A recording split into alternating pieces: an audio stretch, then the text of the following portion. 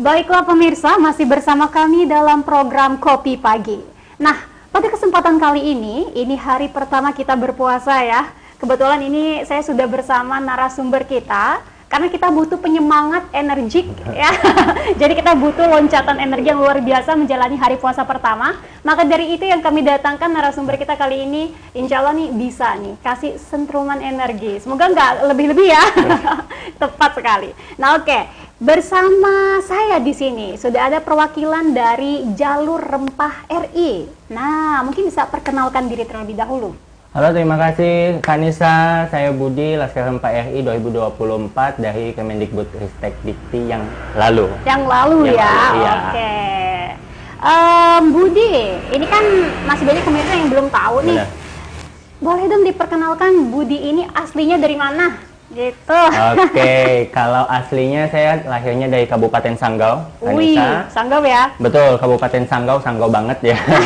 Sanggau. Tapi memang sudah lama lahir dan tumbuh berkembangnya di Pontianak. Berarti orang Pontianak? Ya, orang Pontianak. Pontianak. Oke. Berarti ini naturalisasi Sanggau dan Pontianak gitu ya. Nah, baik. Nah, ini sebenarnya dari saya pribadi ya, kita udah kenal cukup lama ya Budi. Betul Jadi sekali. kita sudah menjajahi bahasanya, ajang-ajang ya bisa dibilang fokusnya ke kebudayaan gitu betul. ya. Nah, memang spesialisasi Kak Budi ini atau Bang Budi kalau kata orang Pontianak ya, Bang Budi ini kayaknya lebih fokus di bidang pariwisata, kebudayaan, dan kayaknya makin kesini agak ke ekonomi kreatif sedikit ya. Cocoklah kita ya. Cocoklah kita. Oke. Nah, mungkin boleh diceritakan sedikit begitu ya kesibukan Bang Budi saat ini, termasuk di Jalur Rempah RI, Laskar Rempah tadi ya. Benar, iya, terima kasih.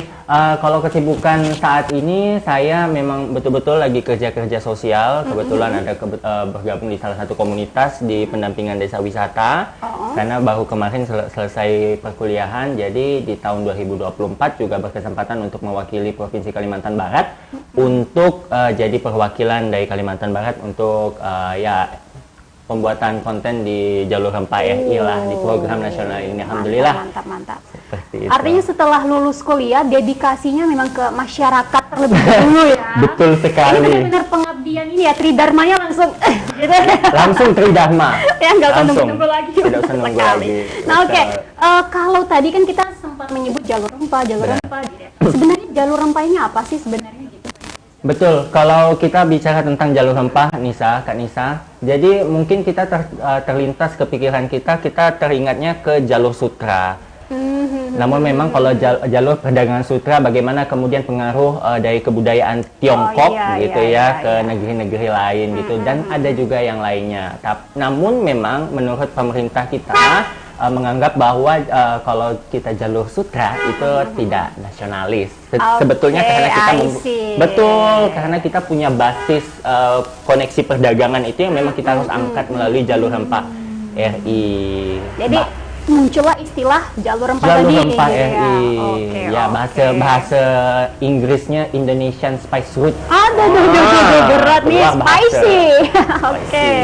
Nah, dari Jalur Rempah sendiri ya, ini kan tadi katanya Kak Budi delegasi tahun ini begitu. Benar. Artinya ada proses perekrutan begitu. Betul. Nah, untuk pemirsa barangkali ingin menapaki jalan yang sama, jalur yang sama, kira-kira prosesnya seperti apa sih sehingga bisa terpilih mewakili Kalimantan Barat? Mantap Kak Nisa. Jadi memang di program Muhibah Budaya Jalur Rempah ini yang dulunya diinisiasi oleh Kemendikbudristek dari Direktorat Jenderal Pemajuan Kebudayaan itu dibuka dari tahun ke tahun secara rutin. Jadi memang ada beberapa delegasi yang akan diseleksi secara nasional dan kita seleksinya sebetulnya tidak terlalu ribet, yaitu 2. Yang pertama administrasi, tentu esai, eksplorasi. Buat esai dulu ya. Betul. Submit esai kita. Submit esai dulu. Jadi esainya memang sangat krusial sekali. Di esai kita lengkap ada rencana kontribusi dan eksplorasi kita tentang Jalur Rempah. Terus udah ditodong. Mau kasih apa untuk Jalur Rempah RI? Udah ditodong. Kontribusi Anda apa gitu ya? Udah ditodong kayak dor. Tembak.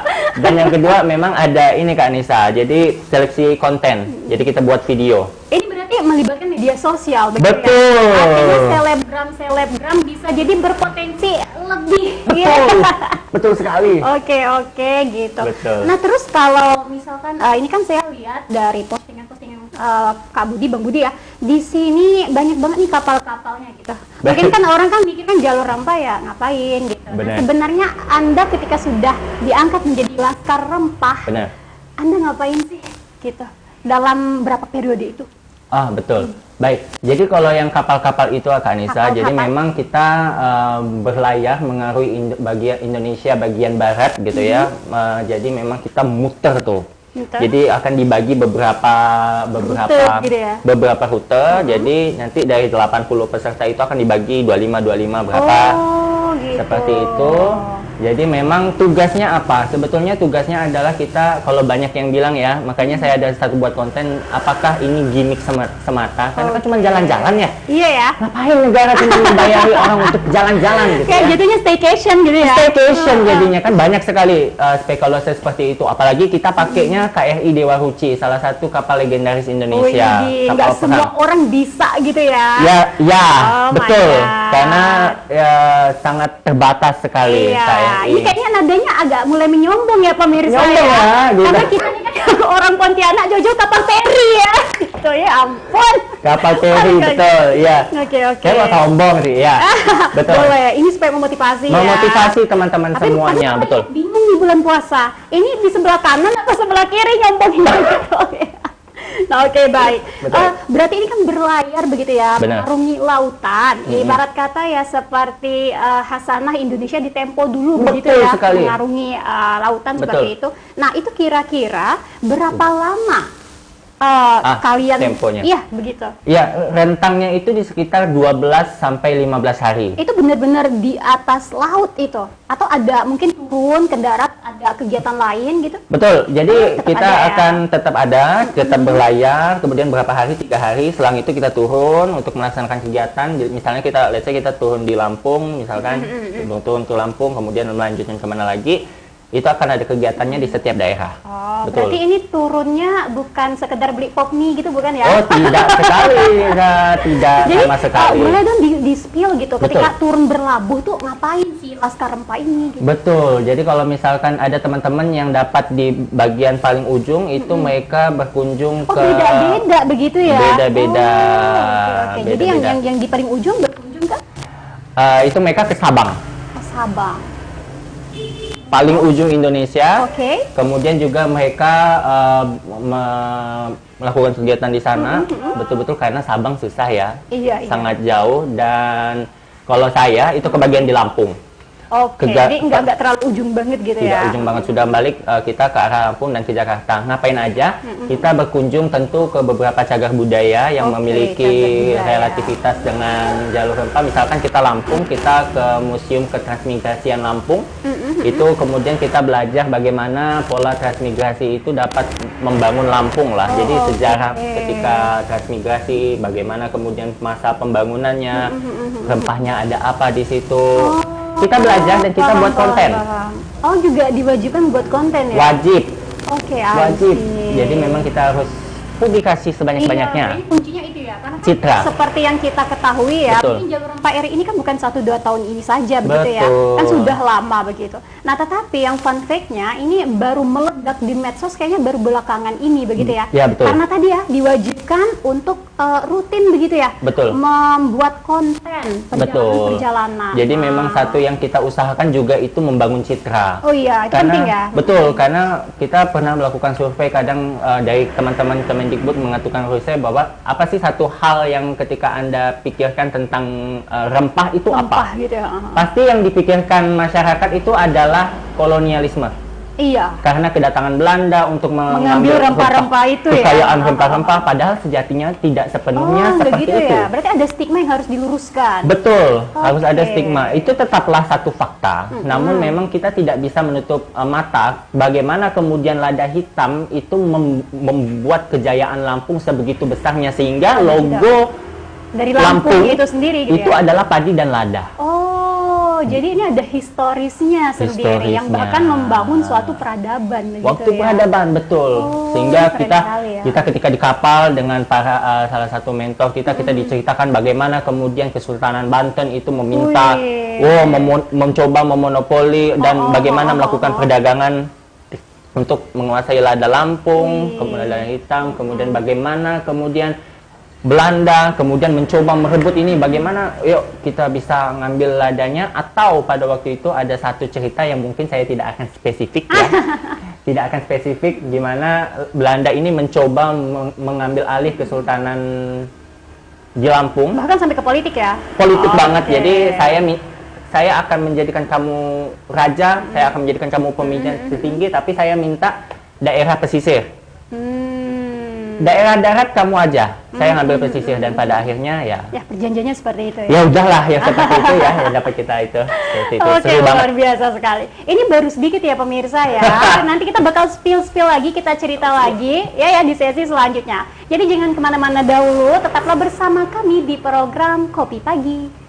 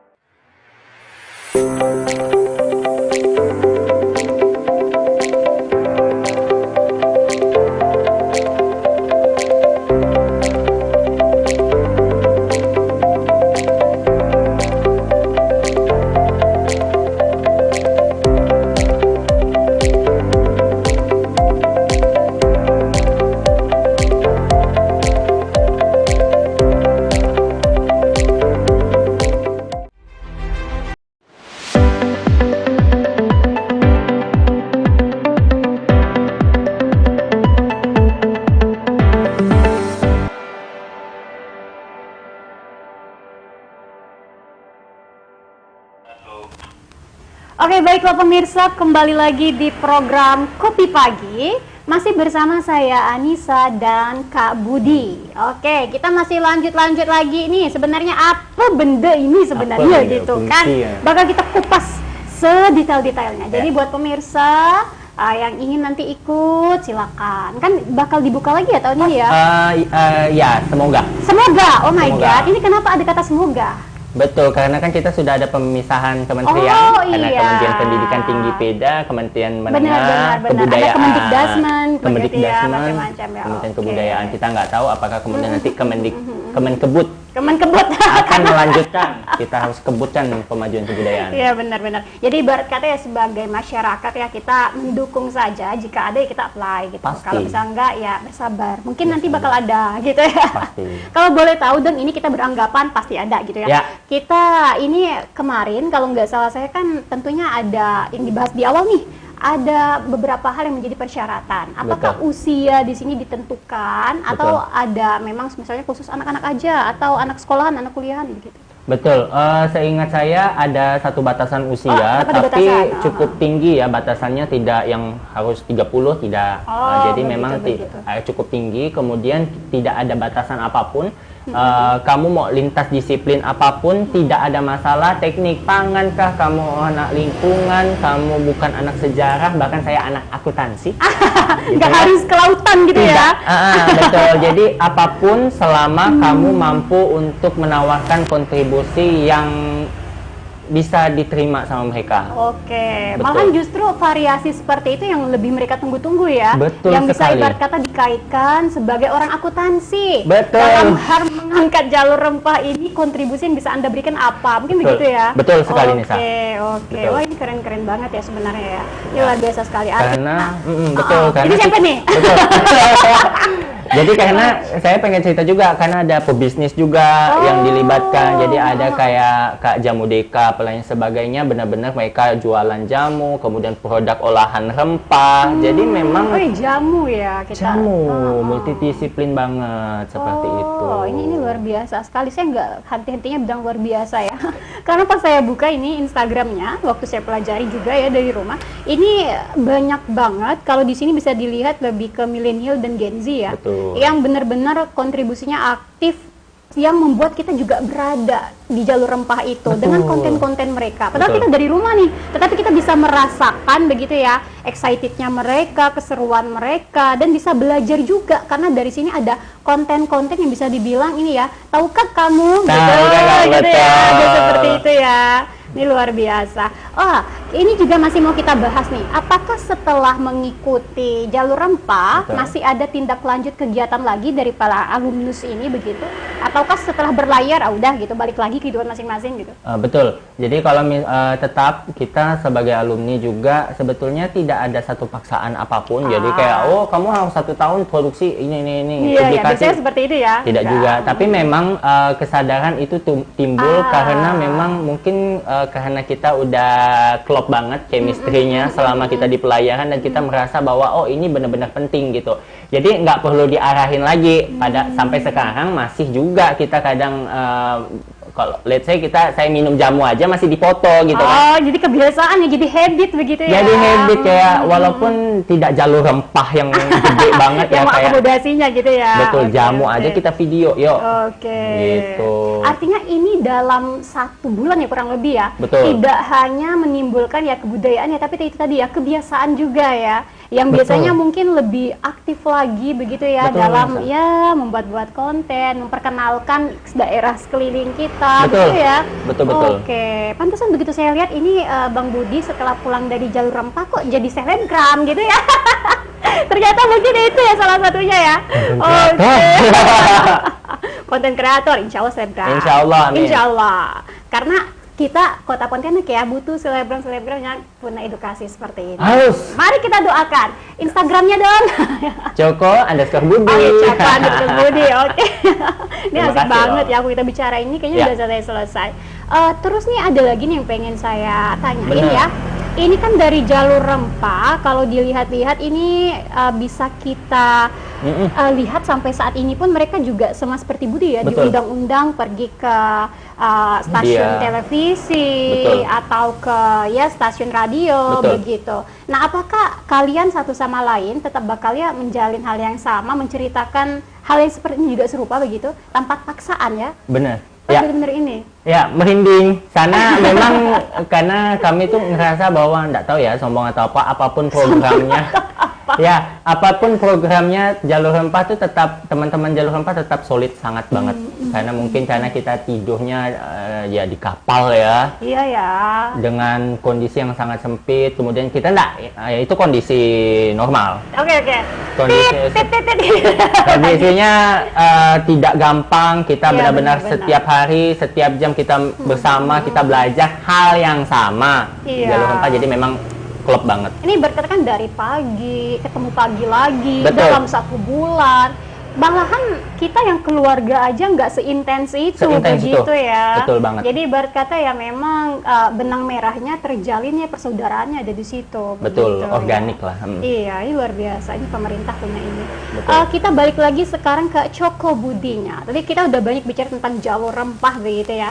Ini dari Bang Budi sendiri begitu ke depannya. Kira-kira bisa dibilang apa ya? Harapan. Master plan Master Anda Berat ya. ke depannya untuk diri Anda, jalur rempah, dan barangkali ada community lain yang ingin Anda buat, tapaki atau seperti apa, barangkali bisa disampaikan juga ke kami. Ya, betul. Kalau saya pribadi Kak Anissa, saya kedepannya itu pengen menekankan satu hal kalau tentang kebudayaan bahwa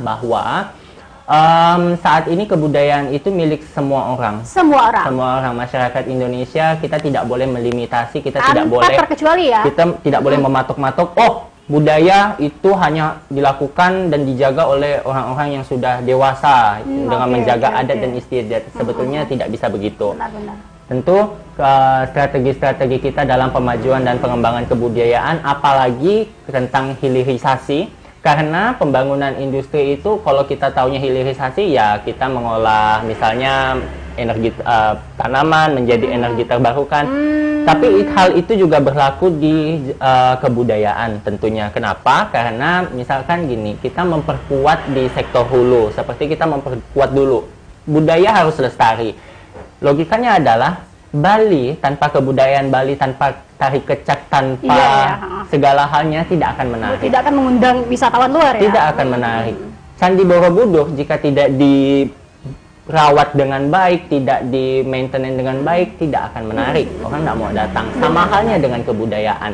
kita harus kuatkan di sektor hulunya, betul. dan pada akhirnya kalau ke hilirnya kita tuh akan enak. Contoh, kalau kita mau buat pariwisata, yang saya temukan di batch saya ketika perjalanan ke Lampung, ke Jakarta, saya menemukan satu kesimpulan bagi saya bahwa di hilir banyak yang pengen ujungnya adalah pariwisata. Kenapa? Satu, untuk menjamin keberlanjutan, sustainability. Kemudian ya dia bisa mendapatkan income dari situ. Iya benar. Tapi Ekonomi kreatifnya juga di situ ya. harus di situ. Jadi memang kita harus perkuat itu bersama-sama anak muda semuanya. Iya. Kita melalui teman-teman yang dari sejarah dapat melakukannya melalui dosir ataupun membuat publikasi di jurnal. Kita yang bisa buat video, ambillah video jamu itu. Kita promosikanlah para penjual jamu seperti itu. Jangan cuma ngopi-ngopi dulu ya. Betul sekali. Oke. Kopi pagi. Walaupun sama kita kopi pagi. Kopi pagi. Ya, tapi ini kopinya enggak yang modern banget. Tidak modern. Tapi yang paling penting kopi pagi tanpa kopi. Puasa, Bapak Ibu. Puasa. Aduh, langsung disintir langsung ya. Baik. Nah, oke. Ibadah. Oke, ini luar biasa sekali ya. Itu master plan-nya Choco Budi ya di masa depan nanti. Yang mana bisa kita tangkap di sini ya, ibarat kata untuk mewujudkan semua mimpi-mimpi tersebut ya dibutuhkan adanya ya kerjasama, kontribusi dan partisipasi dari berbagai elemen masyarakat. Mungkin tidak hanya itu, pemerintah juga harus cepat tanggap begitu ya. Bersama. Sebagai yang memfasilitasi dan juga yang mengarahkan dan membina. Saya rasa insya Allah jika semua sektor sudah terlibat, impian Choco Budi pasti akan terlaksana. Pasti akan terlaksana, bekerja sama dan kolaborasi. Oke, luar biasa. Nah baiklah pemirsa, ini nggak terasa banget ya ini Bang Budi ya. Waktu kebersamaan kita, waktu bersama kita sudah sampai di hilirnya. Aduh, sudah sampai akhir. Sudah sampai akhir. Nah mungkin di lain kesempatan kita akan bincang-bincang lagi dengan Bang Budi dan passionnya ya di bidang pariwisata dan kebudayaan serta ekonomi kreatif. Nah, jadi tenang aja nih pemirsa, jangan sedih. Insya Allah kita akan menghadirkan narasumber seperti Bang Budi dan masih banyak lagi narasumber hebat lainnya untuk berbagi ya pandangan-pandangan mereka terhadap dunia ini. Gitu. Tetap pantengin di PON TV. Tentu dong. Oke, nah baik, terima kasih sekali lagi ya Bang Budi ya. Terima kasih, terima kasih juga untuk pemirsa yang sudah menemani kami kurang lebih selama 1 jam ya dari awal. Betul. Saya rasa hanya itu saja. Sekali lagi, inilah dia Kopi Pagi.